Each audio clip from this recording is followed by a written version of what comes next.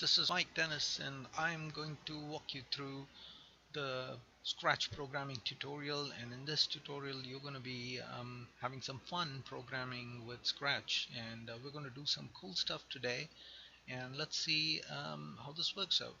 So for this particular demonstration, I'm gonna use a different backdrop, and I'm gonna create some interesting videos. I'm gonna create some interesting animation using the concept of backdrops. Alright, so for this particular one, we do not need the same sprite. Well, we need a different sprite, so I'm going to get rid of this sprite over here by clicking on that arrow, and I'm going to go to backdrops. I'm going to select a new backdrop.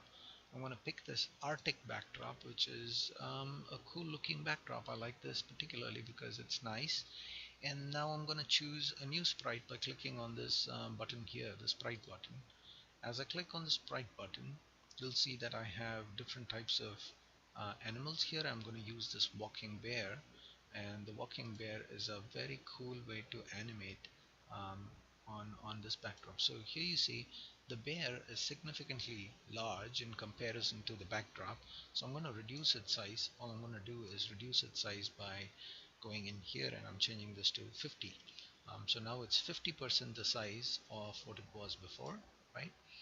And you'll see that every bear has got multiple costumes, and costumes essentially allow you to create the perception of animation. So when I click on this costumes button on the top, you'll see that there are different types of bears that come along with the sprite. Now there is a bear walk A and a bear walk B, and the bear walk B has its leg raised, and then you have the bear walk C with its leg straightened out, and then bear walk D with its leg flat on the ground.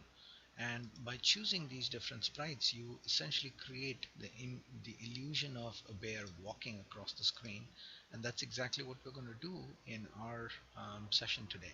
So I'm going to go into code, and we're going to create the code that is required for this particular piece. And we'll start with by taking the control, and here I'm going to create I'm going to use the when clicked or the when space key pressed, like here. That's going to be the starting point when space key is pressed.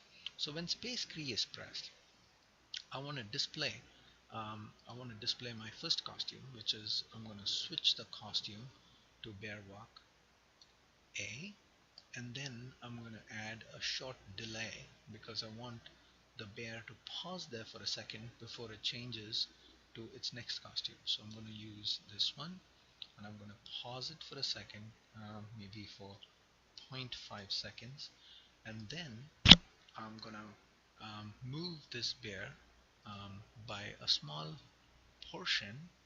I'm going to move it by, let's say, um, 3 steps, which is very tiny movement, but it gives you the perception of motion. So it's going to move, and then I'm going to switch the costume by going to this particular looks. I'm going to click on looks, and here you have the switch costume. I'm going to switch it to bear walk B. Alright, so we're going to repeat this multiple times, and you will see what happens when we do this. Okay, so I'm going to come back to you once I'm done, and you'll see this illusion now.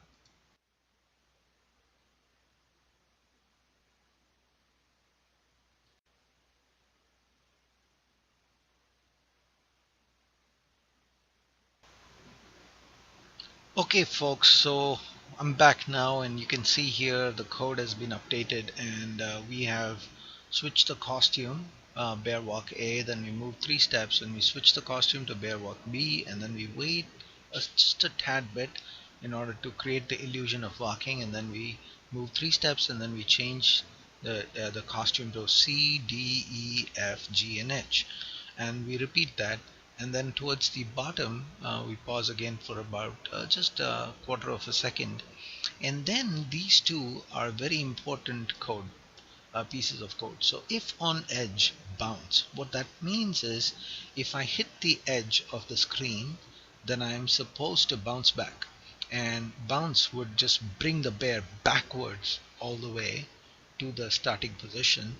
So instead of moving forward and turning and coming all the way back, if on edge bounce would cause the bear to simply go upside down or reverse and walk backwards towards the beginning. But if you want the bear to actually turn around and then walk all the way back to the original position and then turn back and walk all the way to, then we add this command here called set rotation style left to right. What it means is, if you want the bear to turn from left to right, change its position and then walk all the way back, then use this command, and this would cause the bear to walk left to right. So now I'm going to run the program by pressing the space key, and you will notice as soon as I run the program by pressing the space key, I'm going to go into full screen mode here, and you'll see that the bear now, every time I press the space key, it takes a few steps forward, and it feels like it's walking in a very natural motion across the Arctic glacier.